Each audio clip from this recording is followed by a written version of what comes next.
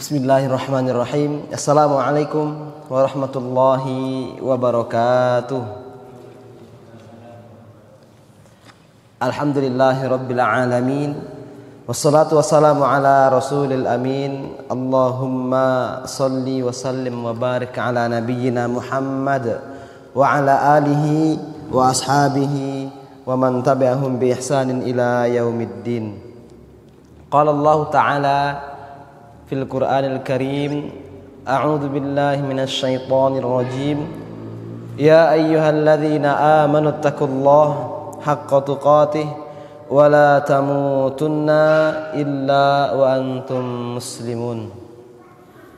Bapak-bapak kaum muslimin sidang jamaah salat Isya yang mudah-mudahan kita semua dirahmati oleh Allah Subhanahu wa taala.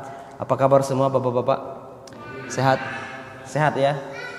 Alhamdulillah, kita bersyukur kepada Allah atas segala kenikmatan ini. Hari ini kita dapat berkumpul pada malam hari ini yang alhamdulillah Allah turunkan hujan. Karena sudah beberapa hari ini tidak hujan, Pak ya.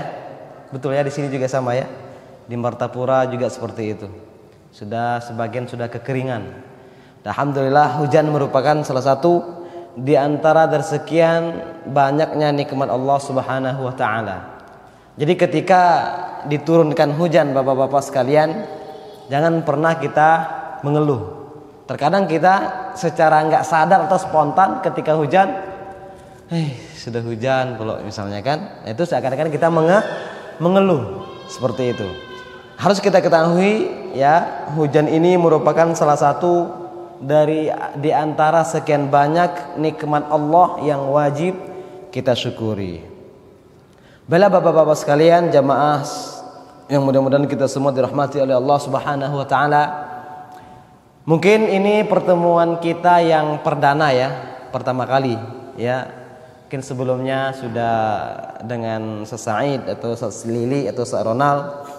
Kemudian karena Ustaz Said malam ini harus berangkat umroh, nanti ya dini hari nanti beliau berangkat umroh, jadi berhalangan hadir. Maka malam hari ini insya Allah kita yang menggantikan beliau. Mudah-mudahan ya Allah berikan kepada kita semua kemudahan untuk kajian pada malam hari ini. Kemudian selanjutnya kami mengucapkan selamat datang dan selamat bertemu bapak-bapak sekalian.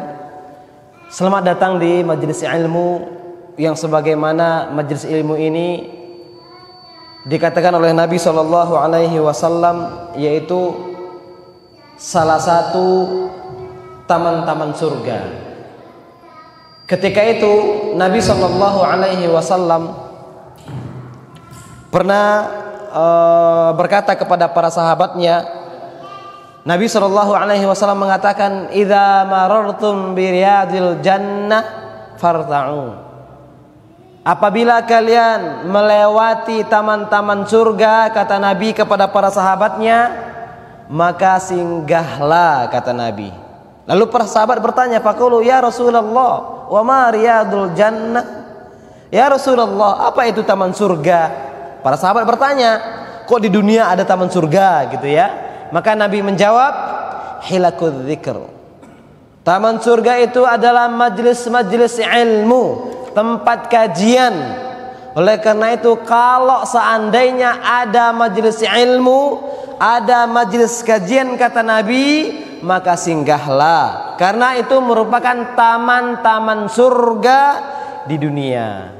Mudah-mudahan dengan seringnya kita singgah ke taman surga di dunia, mudah-mudahan nantinya Allah tempatkan kita di akhirat betul-betul di taman surga. Amin amin ya rabbal alamin. Ketahuilah bapak-bapak sekalian, jamaah rahimani wa rahimakumullah jami'an, di antara ciri ketika Allah menginginkan kebaikan pada diri seorang hamba, maka hamba tersebut akan Allah fahamkan terhadap ilmu agama. Ini salah satu ciri Allah menginginkan kebaikan pada diri kita.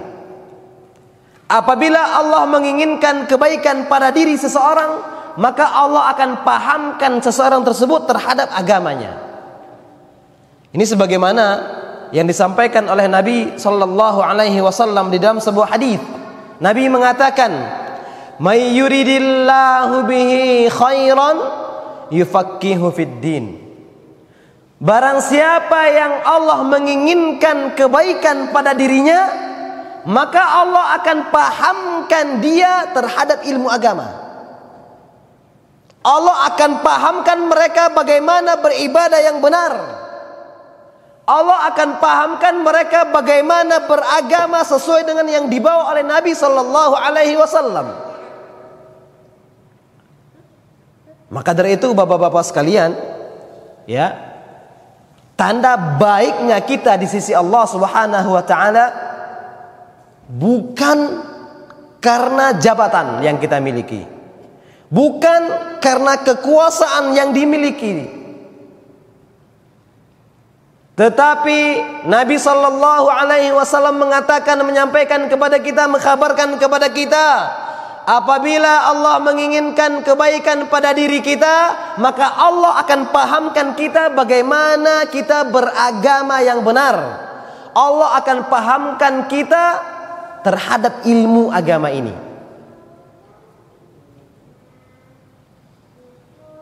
Jangan sampai kita tidak paham agama. Bisa jadi sebaliknya. Bisa jadi ketika kita tidak paham agama, buta terhadap agama kita, jangan-jangan kita tidak Allah inginkan kebaikan pada diri kita. Ini kita berlindung kepada Allah. Jangan sampai kita tidak paham terhadap agama kita, tidak mengerti bagaimana beribadah, tidak paham bagaimana beragama yang benar. Jangan-jangan ini sesuai yang disampaikan oleh Nabi tadi, jangan-jangan Allah tidak menginginkan kebaikan pada diri kita, sehingga Allah tutup hati kita, Allah tutup mata kita dari ilmu agama. Maka kita berharap kepada Allah Subhanahu wa taala, mudah-mudahan kita tetap Allah berikan istiqomah untuk belajar, tetap Allah berikan semangat untuk mempelajari agama ini, bapak-bapak ibu sekalian. Dengan belajar tentu kita bisa memahami apa-apa yang harus kita pahami. Sering kita sampaikan bahwasanya seseorang tersebut tidak akan bisa beragama dengan benar kecuali dia belajar agama tersebut. Sama perkaranya dengan seseorang tidak akan bisa sholat dengan benar kecuali mereka belajar tata cara sholat. Dan ketika kita belajar agama ini, bapak-bapak ibu sekalian, ya, apa kata Allah? Ketika kita meluangkan waktu untuk belajar, maka kata Allah Subhanahu wa taala, yarfa'illahu alladhina amanu minkum walladhina utul ilma darajat. Allah Subhanahu wa ta'ala akan mengangkat beberapa derajat. Siapa? Yaitu mereka orang-orang yang beriman kepada Allah dan mereka yang mau belajar ilmu agama. Ini Allah akan mengangkat derajatnya dengan keimanan kepada Allah dan dengan belajar bagaimana beragama yang benar. Jadi jangan sampai kita mengira, ya, ingin mengangkat derajat keluarga, lalu kita kerja keras, kita mendapatkan sesuatu, misalnya kita memiliki segalanya. Allah mengatakan di dalam Al-Quran, Allah akan mengangkat derajat seseorang tersebut karena keimanan yang mereka miliki dan orang-orang yang mau belajar agama. Allah tidak mengatakan saya akan mengangkat derajat kalian kalau kalian memiliki jabatan. Tidak. Jadi Allah Subhanahu wa ta'ala tidak menyampaikan kalau kalian memiliki jabatan, memiliki kekuasaan, kalian aku angkat derajatnya. Tidak. Tetapi yang Allah sampaikan, Allah akan mengangkat derajat orang-orang yang beriman dan orang-orang yang mau belajar ilmu agama. Kenapa kita harus belajar mempelajari agama ini Bapak-bapak sekalian? Yang pertama alasannya tentu kita belajar agama ini agar kita bisa beragama dengan benar.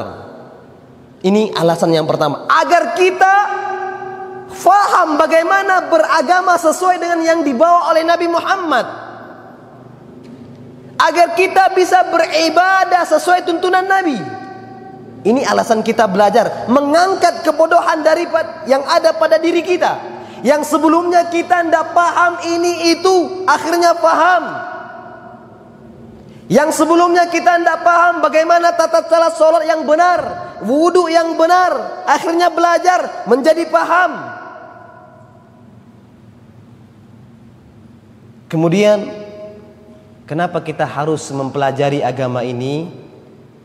Allah Subhanahu wa ta'ala mengatakan di dalam Al-Quran, mungkin sering kita mendengar ayatnya. Allah mengatakan, ya ayyuhalladzina amanu qu anfusakum wa ahlikum nara. Kata Allah, wahai orang-orang yang beriman, jagalah diri-diri kalian, keluarga kalian dari api neraka. Kata Allah, bagaimana mungkin kita bisa menjaga diri kita, menjaga keluarga kita dari api neraka, sedangkan kita tidak paham beragama? Ini mustahil. Ketika Allah memerintahkan jaga diri kalian dari api neraka, jaga istri kalian, jaga anak-anak keturunan kalian dari api neraka, itu Allah memerintahkan jaga agama kalian, ajarkan kepada keluarga kalian agama, didik mereka dengan agama. Mustahil seseorang akan selamat dari api neraka sedangkan mereka tidak paham aturan Islam, sedangkan mereka tidak memahami beragama yang benar. Ini mustahil. Maka dengan mempelajari agama Islam, kita mengetahui, oh ternyata ini dilarang, oh ternyata ini boleh, oh ternyata ini halal, ternyata ini haram. Dengan belajar kita tahu, oh ternyata ini sunnah Nabi SAW, oh ternyata ini ada tuntunannya dari Nabi. Dengan belajar kita bisa memahami agama ini, kita bisa mempraktekkan di dalam keseharian kita. Ini diantara kenapa kita harus mempelajari agama ini Bapak-bapak Ibu-ibu sekalian. Begitu juga seorang suami, ya, nanti bakalan ditanya oleh Allah Subhanahu wa ta'ala. Sebagaimana Nabi mengatakan di dalam sebuah hadis, kullukum ra'in wa kullukum mas'ulun an ra'iyatihi. Kata Nabi, setiap kalian itu adalah pemimpin, setiap diri-diri kalian, kata Nabi. Jadi pemimpin itu bukan hanya kepala desa, bupati, pak camat, presiden, tetapi setiap diri kita ini, kata Nabi, adalah pemimpin. Pemimpin terhadap istri kita, terhadap anak kita, dan setiap kita bakalan ditanya oleh Allah, bagaimana kamu memimpin keluargamu. Setiap pemimpin akan ditanyai, akan dimintai pertanggungjawaban di hadapan Allah kelak. Wahai kamu seorang suami, bagaimana kamu memimpin istrimu, bagaimana kamu memimpin keluargamu. Kata Allah, ada enggak kamu mengajarkan agama kepada istri dan anakmu? Dan ini bakalan Allah tanyakan nanti di akhirat. Kamu sebagai seorang ayah, ada tidak mengajarkan kepada anakmu pendidikan agama? Allah tidak tanya, kamu dulu ada nggak nyekolahkan anakmu S1, S2, S3? Tidak. Yang Allah tanyakan, ada nggak kamu didik anakmu dengan agama? Ada nggak kamu mengajarkan Al-Quran anakmu? Ada nggak kamu memerintahkan anakmu sholat? Ini yang bakalan Allah tanyakan. Maka kita sebagai seorang ayah harus mengetahui kewajiban kita. Kewajiban terbesar orang tua bukan hanya memberi nafkah kepada anak-anaknya Atau seorang suami bukan hanya memberi nafkah kepada istri-istrinya, kepada istri mereka, tetapi kewajiban terbesar seorang ayah kepada anaknya, yaitu bagaimana mereka mendidik anak mereka terhadap agama. Bagaimana seorang ayah mengarahkan anaknya untuk kehidupan di akhirat. Bagaimana seorang ayah membimbing dan mendidik keluarganya dengan agama Allah. Ini kewajiban terbesar seorang ayah. Bukan hanya, nak ini duit jajan, nak ini uang sekolah. Tapi kewajiban terbesar seorang ayah yaitu menuntun anaknya ke akhirat dan menjaga anaknya dari api neraka, sebagaimana yang Allah perintahkan di surat tadi. Nah, bagaimana mungkin kita bisa membimbing anak kita dengan agama kalau kita tidak belajar agama? Bagaimana mungkin kita mengajarkan anak kita Al-Quran sedangkan kita nggak pernah baca Al-Quran? Bagaimana mungkin kita mengajarkan anak kita sholat sedangkan kita tidak pernah sholat misalnya, atau tidak paham? Nah, ini motivasi bagi kita bapak-bapak, ibu-ibu sekalian. Siapapun kita, bagaimanapun profesi kita, kita harus belajar agama. Tanpa terkecuali, siapapun kita. Jangan sampai kita tidak faham terhadap agama kita sendiri.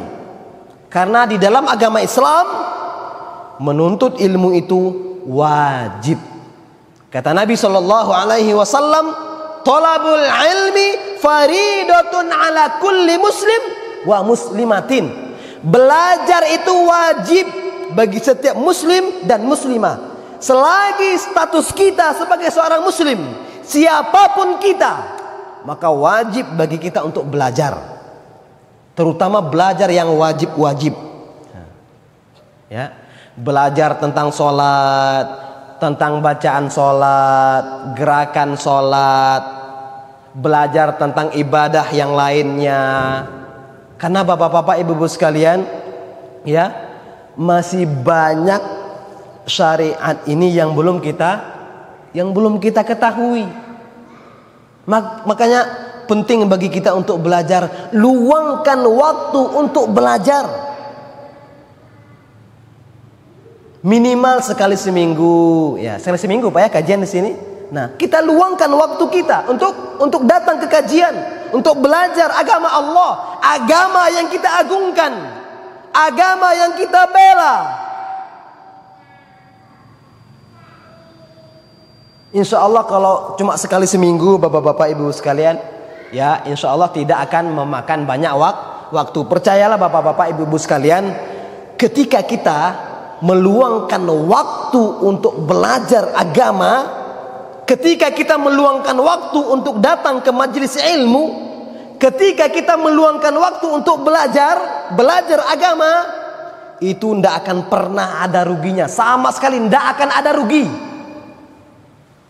Yang ada untung dunia dan akhirat. Ini ya yang ada. Ketika seseorang meluangkan waktu untuk belajar, meluangkan waktu untuk datang ke kajian belajar agama Islam, belajar tentang syariat Islam, maka mereka akan mendapatkan keuntungan dunia dan akhirat. Subhanallah. Maka cukup bagi kita, ya, sebagai motivasi bapak-bapak ibu sekalian, Nabi mengatakan, "Man salaka tariqan yaltamisu fihi ilman, sahalallahu lahu bihi tariqan ilal jannah." Barang siapa yang menempuh suatu jalan untuk menuntut ilmu agama, belajar ilmu agama, bapak-bapak, ibu-ibu dari rumah datang ke sini untuk belajar ilmu agama, apa kata Nabi? Allah akan mudahkan bapak-bapak, ibu-ibu jalan menuju surga. Subhanallah. Kenapa para ulama semangat untuk belajar? Kenapa dulu para sahabat belajar siang malam kepada Nabi? Karena mereka faham bahwa dengan belajar tersebut akan mengantarkan dia ke surga Allah Subhanahu wa taala. Makanya ilmu agama ini bapak-bapak ibu sekalian, ilmu agama ini sumber kebahagiaan dunia dan akhirat. Ilmu agama ini sumber kebaikan dunia dan akhirat. Bahkan hadirnya kita di majelis seperti ini, hadir saja kita di majelis ilmu, itu didoakan oleh makhluk yang ada di langit, didoakan oleh seluruh makhluk yang ada di bumi, sampai ikan di tengah lautan mendoakan kita. Apa doanya? Memintakan ampun untuk kita. Subhanallah. Ini salah satu di antara kenapa kita semangat untuk belajar, datang ke majelis ilmu, bapak-bapak, ibu-ibu sekalian. Semoga Allah istiqomahkan kita agar kita bisa selalu untuk belajar, memperdalam ilmu agama. Karena ini ya tiada lain tiada bukan, untungnya itu untuk kita semua, nggak akan ada ruginya. Sesibuk apapun kita, mari kita luangkan waktu untuk belajar. Kira-kira kita sibuk enggak bapak-bapak sekalian? Sibuk itu wajar. Sibuk itu sesuatu yang wajar. Seorang suami sibuk bekerja wajar. Seorang istri sibuk mengurus rumah wajar. Yang enggak wajar itu bapak-bapak sekalian, kita enggak bisa ngatur kesibukan kita. Nah, ini yang enggak wajar. Sibuk itu wajar. Tapi ketika kita nggak bisa ngatur kesibukan kita, itu yang nggak wajar. Ini waktu untuk keluarga, ini waktu untuk bekerja, ini waktu untuk belajar. Mudah-mudahan Allah selalu memberikan semangat kepada kita untuk selalu belajar. Baiklah bapak-bapak sekalian, kita sampai jam berapa? Sampai jam 9 ya. Thayyib. Pada malam hari ini itu dari tadi sebagai pembuka bagi kita, sebagai muqaddimah, agar kita selalu semangat untuk belajar ilmu agama ini bapak-bapak ibu-ibu sekalian. Belajar ilmu agama ini ya bukan hanya untuk diri kita, tetapi untuk anak-anak kita, untuk keluarga kita. Kita faham agama, kita ajarkan kepada anak kita. Subhanallah. Kasih sayang terbesar orang tua kepada anaknya bukan ketika dia memberikan segalanya kepada anaknya, tidak. Oh, dibelikan anaknya ini, difasilitasi itu, tidak. Tapi kasih sayang terbesar seorang orang tua kepada anaknya, yaitu bagaimana orang tua peduli terhadap akhirat anaknya. Ini kasih sayang terbesar orang tua kepada anaknya. Kita sayang kepada anak kita, kita cinta kepada anak kita. Bukan berarti kita memfasilitasi mereka dengan apa yang ada, belikan segalanya, lengkapi. Tapi kasih sayang yang sesungguhnya orang tua terhadap anak, mereka peduli dan perhatian terhadap pendidikan agama anaknya. Mereka peduli waktu sholat anaknya di mana. Mereka peduli anaknya bisa nggak baca Al-Quran, mau nggak belajar Al-Quran, anaknya sholat nggak. Itulah kasih sayang terbesar orang tua kepada anaknya, yaitu peduli terhadap akhirat anaknya. Terkadang bapak-bapak ibu sekalian, orang tua lebih perhatian atau lebih mengkhawatirkan masa depan anaknya. Nanti anak saya jadi apa ya? Nanti anak saya sukses enggak ya? Orang tua lupa, nanti anak saya bagaimana ke depannya, bagaimana akhirat anak saya. Jangan kita hanya mengkhawatirkan masa depan anak kita di dunia bapak-bapak ibu sekalian. Tapi yang terlebih yang harus kita perhatikan, yang harus kita khawatirkan, bagaimana anak-anak ini tumbuh dengan pendidikan agama. Ketika mereka tumbuh dengan pendidikan agama, mudah-mudahan mereka bisa memberikan manfaat bagi kita, baik di dunia dan di akhirat. Dan ini yang kita harapkan. Ketika amalan kita nanti sudah terputus, ternyata ada yang tinggal, yaitu anak yang soleh yang mendoakan kedua orang tuanya. Subhanallah. Maka ajarkan juga anak kita peduli terhadap pendidikan agama, peduli terhadap akhiratnya. Mudah-mudahan kita Allah mudahkan untuk menjadi orang tua yang baik bagi anak-anak kita. Bapak-bapak, ibu-ibu jemaah yang semoga kita dirahmati oleh Allah Subhanahu wa taala. Sebagai seorang muslim yang baik, ya tentu kita ingin menjadi hamba Allah yang terbaik. Tentunya kita ingin menjadi hamba yang selalu taat kepada Allah Subhanahu wa taala. Oleh karena itu kita selalu memotivasi diri kita, ya, baik dengan motivasi dari orang lain, motivasi dari saudara kita, baik dari diri kita sendiri, ya. Boleh saja kita memotivasi diri kita sendiri untuk menjadi yang terbaik, tapi ketika kita ingin menjadi yang terbaik, menjadi hamba yang baik, ini bukan berarti kita hanya ingin menjadi baik di dunia saja. Ya, misalnya seorang suami ingin menjadi suami yang baik, ingin menjadi ayah yang baik bagi anak-anaknya. Begitu juga seorang istri ingin menjadi istri yang baik, ingin menjadi ibu yang baik bagi anak-anaknya. Tapi Bapak Ibu jamaah sekalian, ya, tugas kita, ya, bukan hanya bagaimana kita menjadi yang terbaik di perkara dunia saja, namun lebih dari itu, ya, menjadi hamba terbaik di sini dalam artian bagaimana kita selalu berusaha menjadi hamba terbaik dunia dan di akhirat kelak, yaitu dengan menjaga ketaatan kepada Allah Subhanahu wa taala. Karena bagaimana mungkin seseorang hamba bisa menjadi hamba terbaik kalau dia tidak taat kepada Allah Subhanahu wa taala. Kebaikan, ya, status terbaik menjadi hamba yang baik itu harus dibarengi dengan ketaatan kepada Allah Subhanahu wa taala. Mustahil seseorang bisa menjadi hamba yang baik kalau dia tidak taat kepada Allah Subhanahu wa taala. Makanya Allah Subhanahu wa taala mengatakan di dalam Al-Qur'an, Allah mengatakan, "Wa may yuti'illaha wa rasulahu yudkhilhu jannatin tajri min tahtihal anhar." Subhanallah.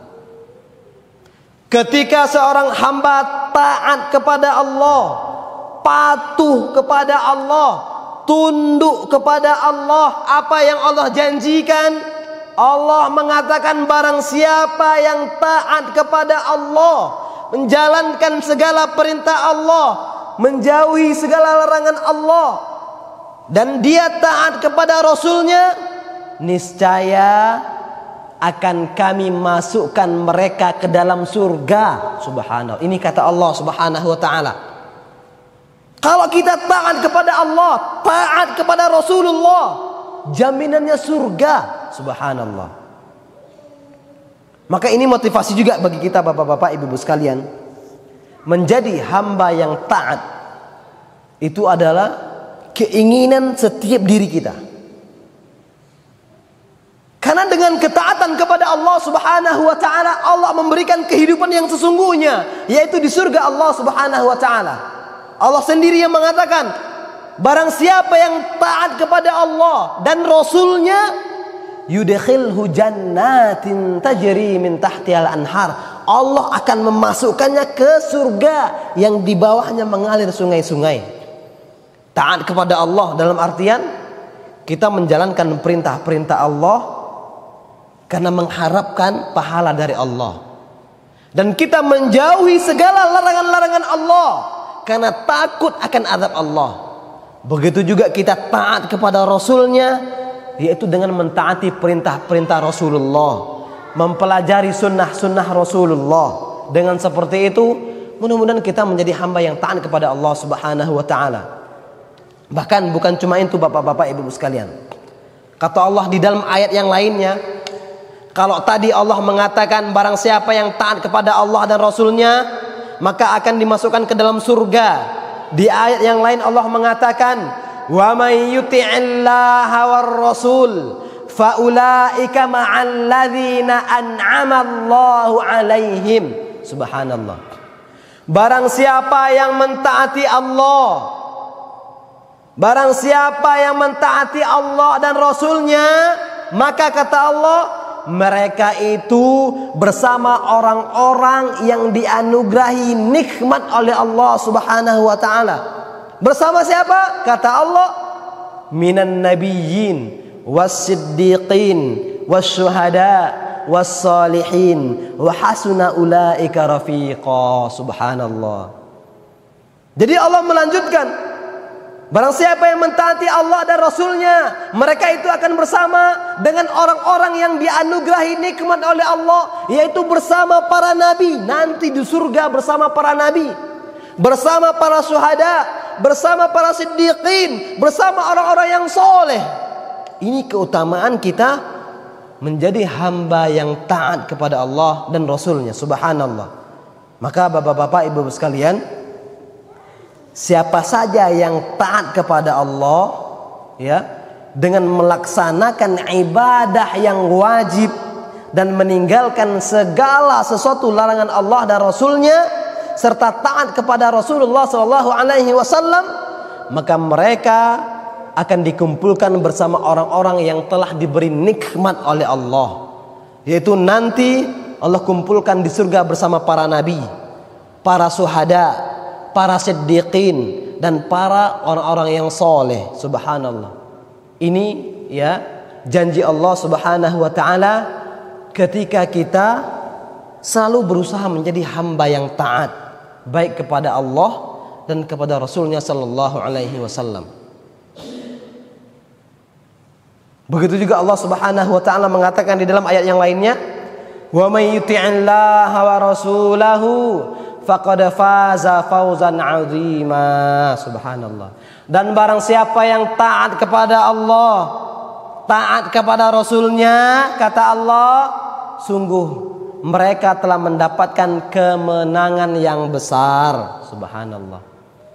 Ya, ini keutamaan daripada kita selalu berusaha menjadi hamba yang taat kepada Allah Subhanahu wa taala. Namun di balik itu semua bapak-bapak, ibu sekalian, ya, ketika kita berusaha menjadi hamba yang taat kepada Allah, hamba yang selalu ingin berusaha menjalankan perintah Allah, menjauhi larangan Allah, ya, tentu ini tidaklah mudah. Tentunya banyak rintangan, banyak hambatan yang bisa menggoda kita, ya, yang harus kita hadapi. Bagaimana godaan hawa nafsu kita, bagaimana pengaruh lingkungan kita, begitu juga dengan berbagai ujian hidup.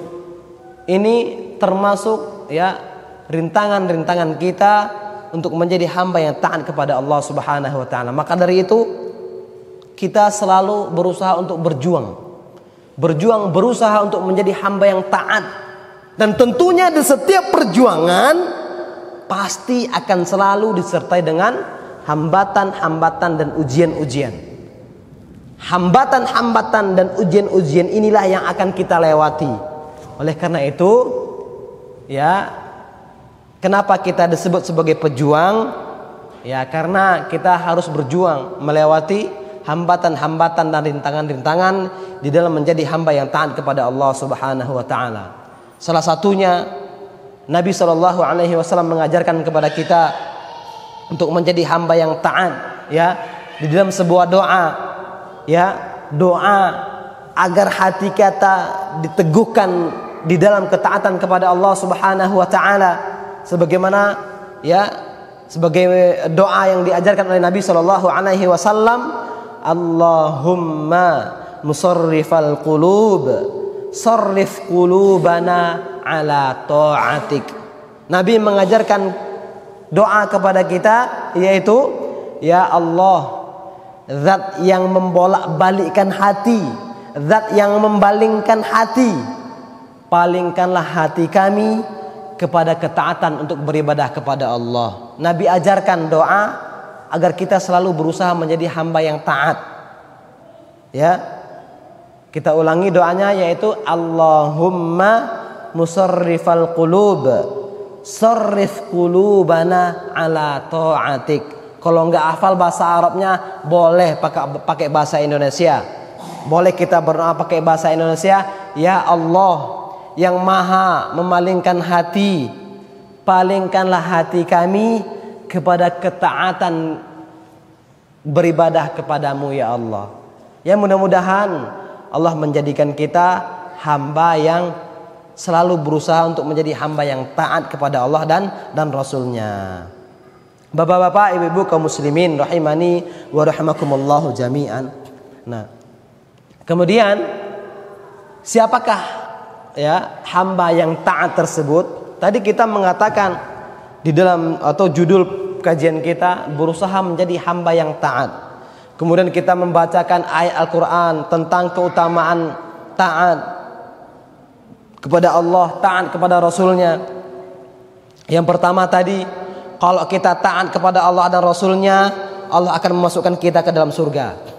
Kemudian di ayat yang lainnya Allah mengatakan, kalau kita taat kepada Allah dan Rasulnya, Allah akan kumpulkan kita nanti di akhirat bersama para nabi, para siddiqin, para syuhada, para solihin. Kemudian yang ketiga, di ayat yang lain Allah mengatakan, orang yang taat kepada Allah dan Rasulnya, mereka lah orang-orang yang mendapatkan keberuntungan yang besar. Nah, siapakah hamba yang taat tersebut? Hamba yang taat itu adalah bapak-bapak, ibu-ibu kaum muslimin rahimani wa rahimakumullah jami'an. Hamba yang taat itu adalah hamba-hamba yang mereka selalu menjaga perintah-perintah Allah Subhanahu wa taala. Apapun perintah Allah mereka laksanakan, dan mereka selalu berusaha menjauhi larangan-larangan Allah Subhanahu wa taala. Inilah mereka dikatakan hamba yang taat, ya. Mereka memiliki akhlak yang baik, menjaga adab, mereka selalu bersikap jujur, mereka selalu menjaga amanah, mereka selalu sabar, mereka pemaaf dan tidak sombong. Segala yang baik-baik ada pada dirinya. Inilah hamba yang taat, kata para ulama. Itu hamba yang selalu menjaga perintah-perintah Allah dan Rasulnya. Hamba yang selalu berusaha menjauhi segala larangan-larangan Allah dan Rasulnya. Selalu berusaha menampakkan akhlak yang baik, adab yang baik, selalu sabar dalam setiap ujian, pemaaf, dan selalu berusaha menjadi contoh suri tauladan bagi orang lain.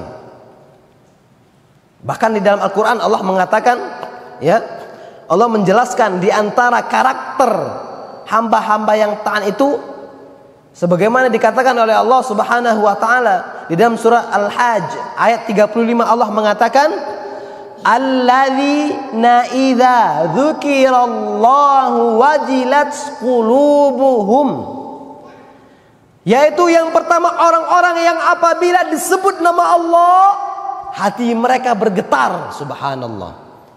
Ini karakter hamba yang taat. Apabila disebut nama Allah hati mereka bergetar. Bergetar maksudnya selalu berusaha menjalankan perintah Allah dan takut akan azab Allah. Mereka takut melanggar perintah-perintah Allah. Kemudian Allah Subhanahu wa taala melanjutkan, was-sabirina 'ala ma asabahum. Subhanallah. Dan di antara karakter orang-orang yang taat itu yaitunya orang-orang yang sabar atas apa yang menimpa mereka. Kemudian wal muqimis salat, mereka orang-orang yang menjalankan salat, mendirikan salat, wa mimma razaqnahum yunfiqun. Ini di antara karakter orang-orang yang taat tersebut. Subhanallah. Di dalam Al-Quran surah Al-Hajj ayat 35. Yang pertama kata Allah Subhanahu wa taala, apabila disebut nama Allah hati mereka bergetar.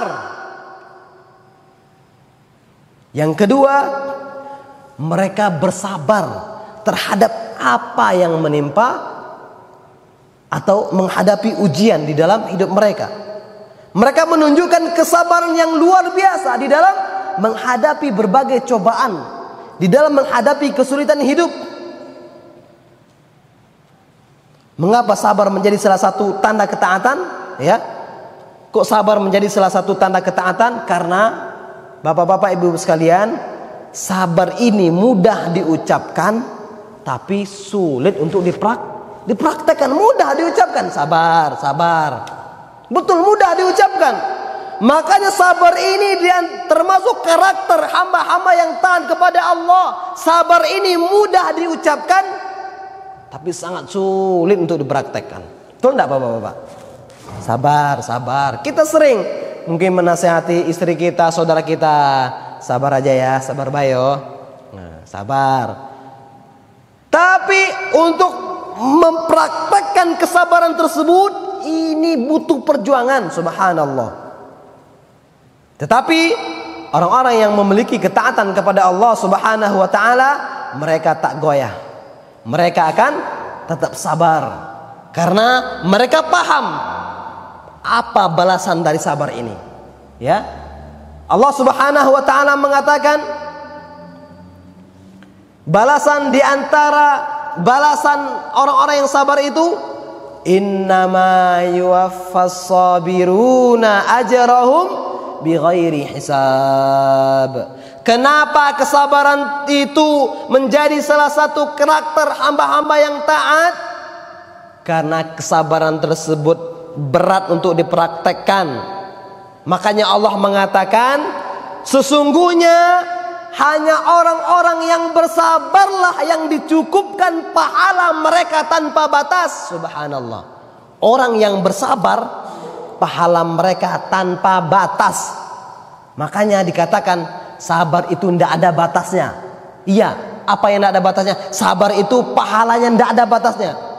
Artinya apa? Sabar itu surga, balasannya surga. Subhanallah. Pernah diceritakan di dalam sebuah hadis, bapak-bapak, ibu-ibu sekalian, tentang kesabaran. Ketika itu ada seorang wanita, dia mengadu kepada Nabi, ya Rasulullah, sesungguhnya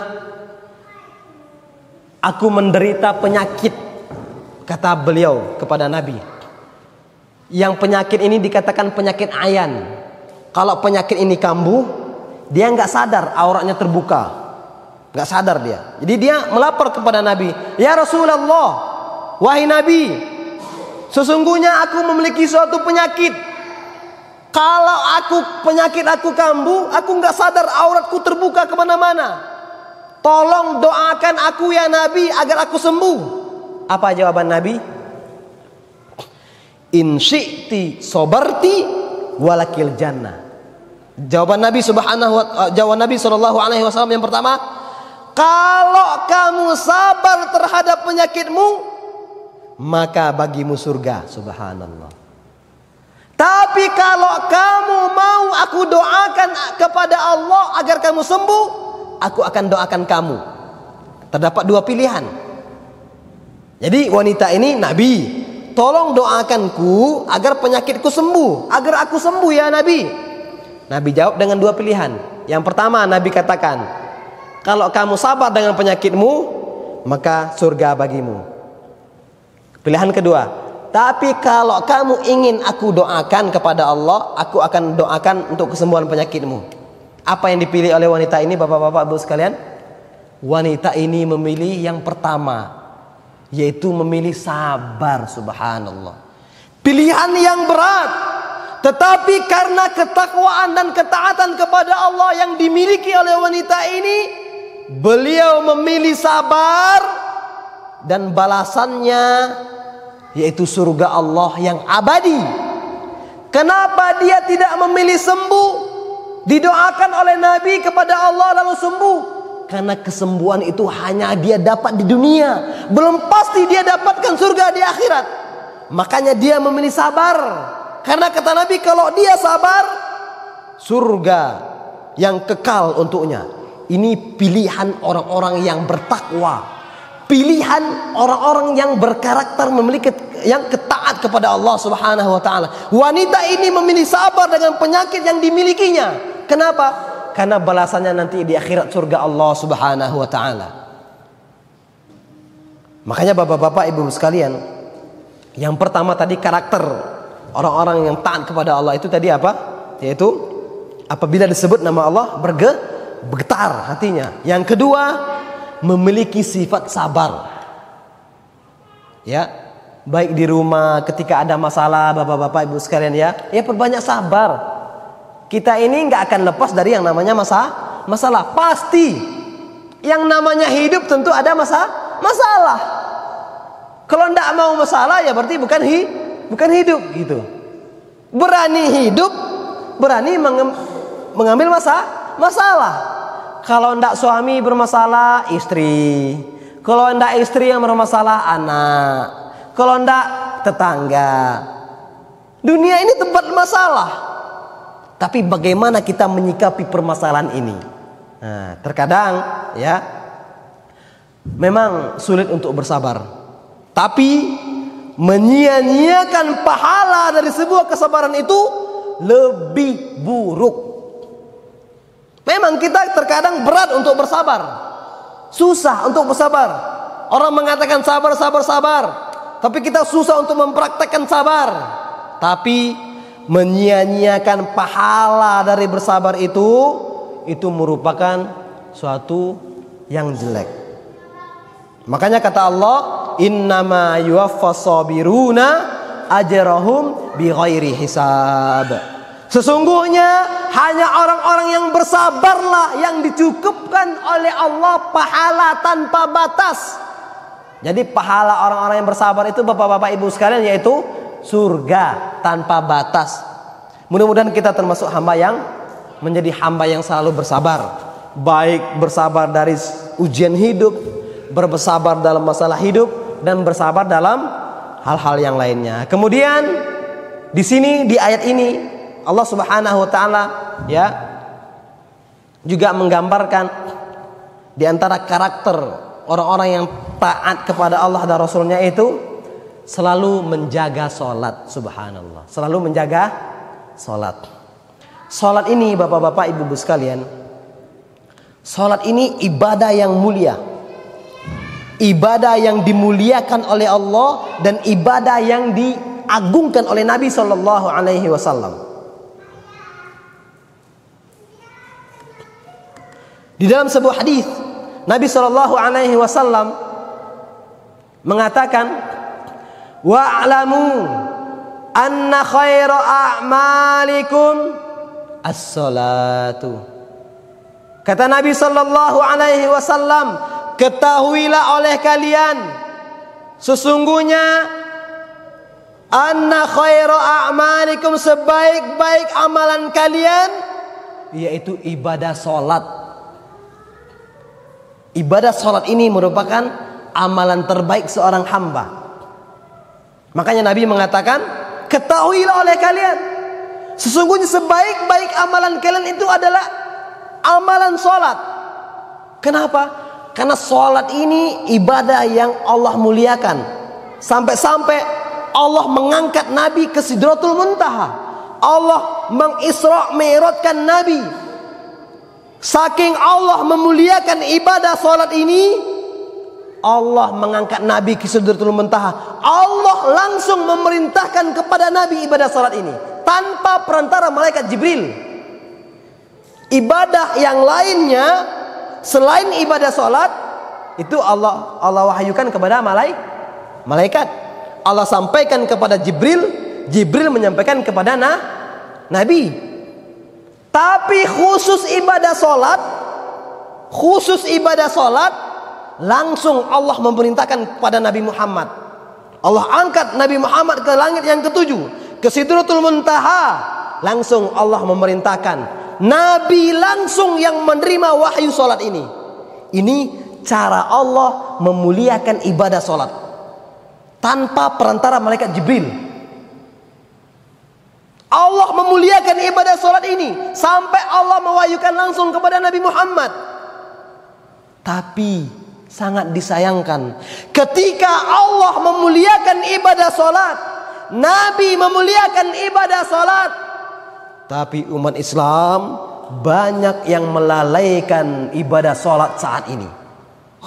Bagaimana mungkin seorang muslim, dia mengaku Islam, dia mengaku muslim, dia mengaku umat Nabi Muhammad, tapi meremehkan perkara yang dimuliakan oleh Allah, melalaikan perkara yang dimuliakan oleh nabinya.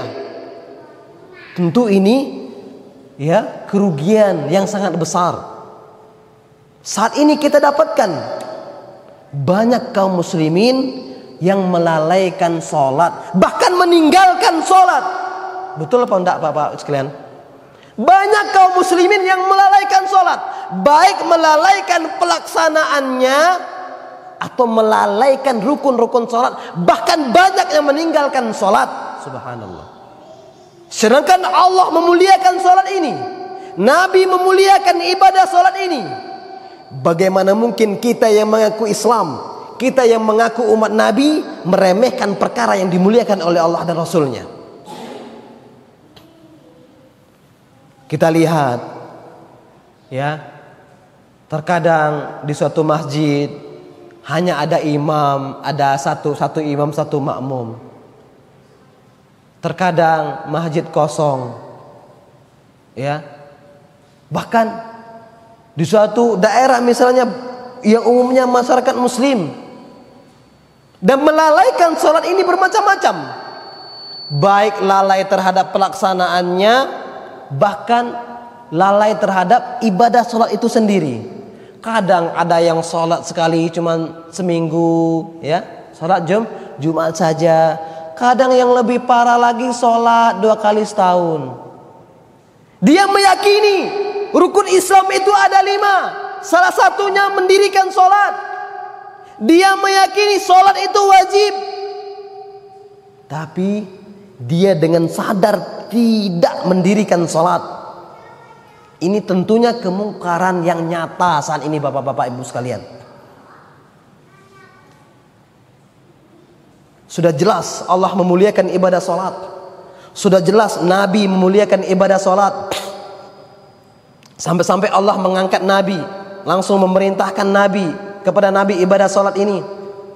Bahkan salah satu wasiat terakhir Nabi menjelang meninggal, bapak-bapak ibu sekalian, dalam sebuah hadis dari Ummu Salamah, istri Nabi SAW, salah satu wasiat Nabi menjelang detik-detik kematian beliau yaitu as-salatu as-salatu, kata Nabi. Kata Ummu Salamah ini, kana min akhir wasiyatu Rasulullah sallallahu alaihi wasallam as-salatu as-salatu. Kata istri beliau Ummu Salamah mengatakan, di antara wasiat terakhir Nabi menjelang meninggal adalah jaga sholat kalian, jaga sholat kalian, kata Nabi. Nabi mengulang-ulanginya. Ini wasiat detik-detik Nabi menjelang meninggal. Jaga sholat kalian, jaga sholat kalian, kata Nabi SAW. Begitu tegas Nabi menyatakan jaga sholat kalian sebelum Nabi meninggal. Bahkan Allah Subhanahu wa Ta'ala di dalam Al-Quran mengancam orang-orang yang melalaikan sholat. Mungkin kita sering mendengarnya. Ma salakakum fi saqar? Qalu lam naku minal musallin. Di dalam Al-Quran Allah mengatakan kepada penghuni neraka ketika mereka ditanya di dalam Al-Quran, apa yang menyebabkan kalian masuk neraka? Kata Allah, penduduk neraka menjawab, qalu lam naku minal musallin. Dulu ya Allah, ketika kami hidup di dunia tidak mendirikan salat. Subhanallah. Jadi di neraka itu ada namanya neraka sakor. Neraka sakor ini Allah katakan yaitu untuk orang-orang yang meninggalkan kewajiban sholat, tidak mau sholat. Maka lihatlah kewajiban sholat ini bapak-bapak ibu-ibu sekalian, ya. Orang yang sakit pun masih disuruh sholat. Kalau puasa, boleh nggak kita ketika puasa sakit, kemudian ketika kita sakit boleh nggak kita tidak berpuasa? Boleh. Kalau kita sakit boleh berbuka, diganti setelah Ramadan. Tapi kalau sholat, sakit pun kita tetap wajib. Tidak ada keguguran kewajiban, nggak ada gugurnya kewajiban sholat ini. Makanya kata Nabi, kalau tidak mampu sholat berdiri, sholat dalam keadaan duduk. Nah, kalau tidak mampu duduk, sholat dalam keadaan kalau tidak mampu duduk, sholat dalam keadaan berbaring, bukan tidur ya. Karena tidur itu gimana? Ada tidak sholat tidur? Sholat dalam keadaan tidur ya, Pak? Batal, wudhunya batal. Kalau tidak mampu duduk berbaring, saking Nabi mengatakan ya, kalau sakit sekalipun tetap sholat. Tapi kalau ibadah yang lainnya, contoh puasa, kalau sakit boleh nggak kita tidak berpuasa? Boleh. Tapi kalau sholat tidak mampu duduk pun, kita cuma mampu berbaring, tetap wajib. Makanya kalau kita berkunjung ke rumah sakit, bapak-bapak, ibu-ibu sekalian, kalau kita berkunjung ke rumah sakit, salah satu pesan kita ke orang yang sakit apa? Jaga sholat. Karena kita dapatkan bapak-bapak, ibu-ibu sekalian, orang-orang di rumah sakit terkadang mereka beralasan, nantilah sholat kalau sudah sembuh. Terkadang banyak yang sakit ya tidak sholat dengan alasan sakit, tidak mampu wudhu, tidak bisa wudhu. Kalau nggak bisa wudhu, tayamum. Kalau nggak bisa duduk, berbaring. Allah memberikan keringanan kepada kita. Terkadang mereka mengatakan nantilah sholat, kalau sudah keluar dari rumah sakit nanti baru sholat. Siapa yang menjamin kita keluar dari rumah sakit? Nggak ada yang menjamin kita keluar dari rumah sakit. Maka sakit bagaimanapun kita, ketika mampu melaksanakan sholat, laksanakan sholat.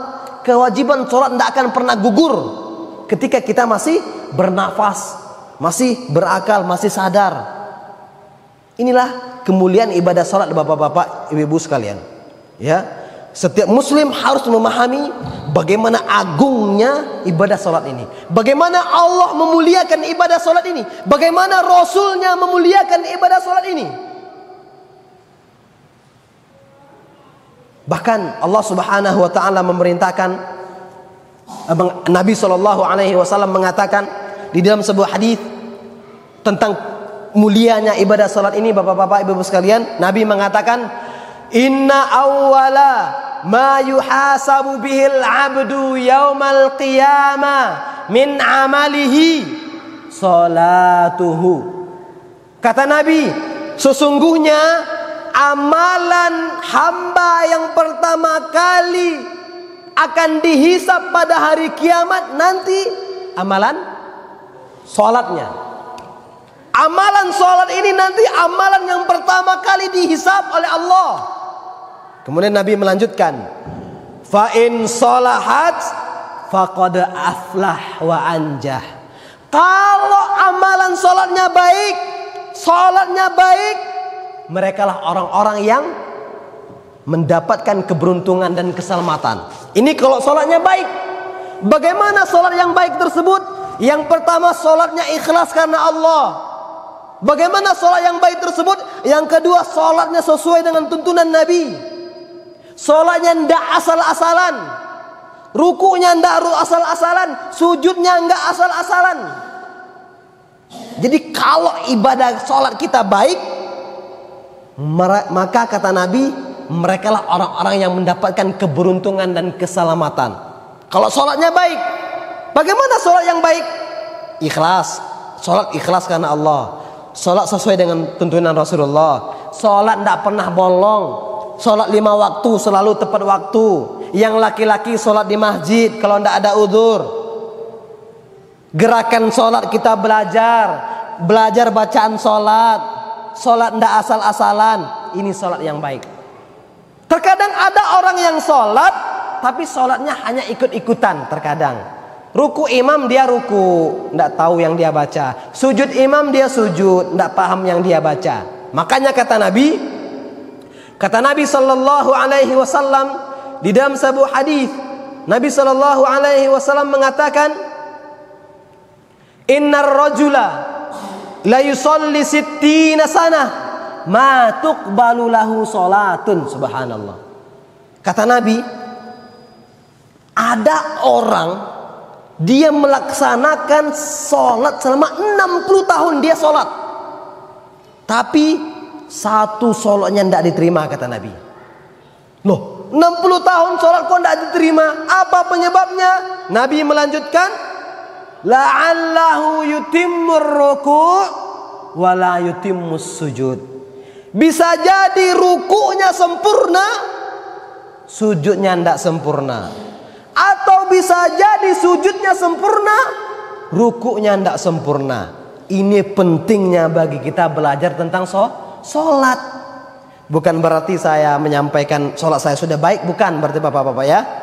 Ini Nabi menyampaikan, kita sholat, usahakan kita sholat itu sesuai yang diajarkan oleh Nabi Sallallahu Alaihi Wasallam. Jangan asal-asalan. Kadang ada sholat 11 rakaat 5 menit. Ada enggak bapak-bapak ibu sekalian? Sholat tarawih 23 rakaat 7 menit selesai. Ini gimana cara sholatnya ini gitu ya kan? Kadang kita 4 rakaat aja 10 menit maksimal. Jadi kata Nabi, ada orang yang sholat 60 tahun tapi satu pun sholatnya tidak diterima. Kenapa? Bisa jadi rukuknya sempurna, sujudnya tidak sempurna. Makanya Nabi mengatakan, Sallu kama ra'aitumuni usolli. Salatlah kalian sebagaimana kalian melihatku salat, kata Nabi. Loh, kok melihat Nabi salat? Nabi kan sudah lama meninggal. Bagaimana kita melihatnya salat? Caranya bagaimana? Pelajari hadis-hadis tentang salat Nabi. Belajar tentang salat Nabi. Oh, Nabi ketika takbiratul ihram, Allahu Akbar. Di mana meletakkan tangannya, bagaimana ruku, bagaimana sujud, bagaimana ucapan takbiratul ihram, Allahu Akbar. Nah, jangan sampai Allahu Akbar. Nah, itu sudah keliru kita. Contoh misal ditambah huruf waw, Allahu Akbar. Nah, itu salah karena menambah huruf waw, Allahu Akbar. Kan sering, kadang kita juga mendengar azan, Allahu Akbar,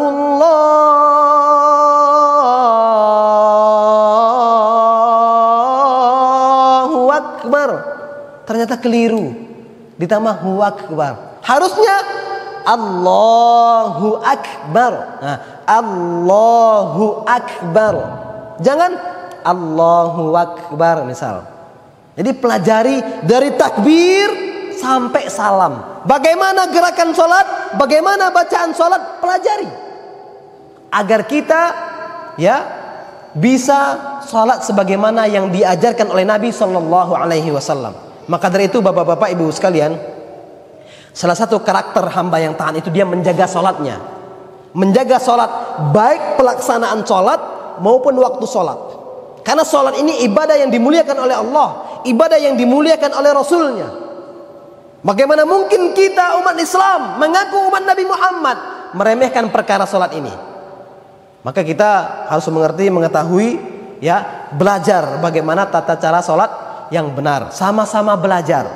Mudah-mudahan Allah Subhanahu Wa Taala selalu memberikan keistiqomahan kepada kita untuk bisa belajar, dan mudah-mudahan kita tetap Allah berikan kemudahan untuk menjadi hamba yang taat. Saya rasa sampai di sini pertemuan kita bapak-bapak ibu sekalian. Karena waktu sudah mendekati jam 9, waktu kita sampai jam 9, mudah-mudahan apa yang kita bahas pada malam hari ini bermanfaat bagi kita, terutama bagi saya yang menyampaikan, dan bisa kita mengamalkannya. Sebelum kita tutup bapak-bapak ibu sekalian, di antara kewajiban orang tua kepada anak-anaknya bapak-bapak ibu sekalian, yang ini sudah hampir terkadang lupa orang tua. Kita sebagai orang tua bapak-bapak ibu sekalian, mari tolong peduli terhadap pelaksanaan sholat anak-anak kita. Jangan sampai kita peduli, nak bangun, sudah 6:30 berangkat sekolah. Banyak nggak seperti ini orang sekarang? Banyak. Nak bangun, sudah 6:30 berangkat sekolah. Mereka lupa membangunkan anaknya untuk sholat subuh. Nak, sudah waktu subuh bangun. Jarang. Yang sering kita dapatkan, nak bangun berangkat sekolah. Tapi nak bangun sholat subuh, ini terkadang sudah lupa. Makanya Allah Subhanahu wa ta'ala mengatakan, ini perintah Allah. Perintah Allah di dalam Al-Quran. Apa kata Allah? Nabi Allah Subhanahu wa ta'ala mengatakan, wa'mur ahlaka bis salati wastabir 'alaiha. Kata Allah di dalam Al-Quran, perintahkanlah keluargamu untuk sholat. Ketika waktu sholat, di mana istri kita? Di mana anak-anak kita? Sudah sholat belum? Jangan cuma, nak sudah makan belum? Terkadang nelpon anaknya sedang jauh kuliah, dia di kampungnya, nak sudah makan belum? Masih ada ndak uang jajan? Terkadang lupa, nak sudah sholat belum? Sudah ngaji belum? Ini peduli yang sesungguhnya. Perhatian dan kepedulian yang sesungguhnya, yaitu kita peduli terhadap anak-anak kita. Bagaimana akhirat mereka, bukan hanya tentang dunia mereka. Maka Nabi mengatakan, muru auladakum bis shalah, kata Nabi. Perintahkanlah anak-anak kalian untuk sholat. Ya, perintahkanlah anak-anak kalian untuk sholat, kata Nabi SAW. Ya, mudah-mudahan ini bermanfaat bagi kita semua, bapak-bapak, ibu sekalian. Adapun kesalahan itu datangnya dari anak pribadi, kebenaran dari Allah Subhanahu wa ta'ala. Dan mudah-mudahan kita bisa mengambil manfaat dari kajian malam hari ini. Tidak lupa kami mengajak, mari kita sama-sama saling nasihat dan menasihati. Baik bapak-bapak menasihati saya, begitu juga kita saling menasihati sesama dengan kesabaran dan di atas kebenaran. Saya rasa cukup sampai di sini. Pertanyaan tidak sampai ya? Adapun untuk pertanyaan nanti lebih silahkan bertanya kepada ustaz-ustaz yang sudah ngisi kajian sebelumnya, Ustaz Said atau Salili seperti Pak ya. Karena saya merasa belum mampu atau belum pantas untuk menjawab pertanyaan-pertanyaan dari bapak-bapak semuanya. Sekali lagi saya mohon maaf atas kekurangan dan terima kasih banyak atas perhatian semuanya. Semoga kita bisa mengambil manfaat dari materi malam hari ini, dan mudah-mudahan di lain waktu Allah kumpulkan kita kembali. Minimal ketika Allah mengumpulkan kita di sini, kita berharap mudah-mudahan Allah mengumpulkan kita di surganya nanti. Amin amin ya rabbal alamin. Kita cukupkan. Assalamualaikum warahmatullahi wabarakatuh.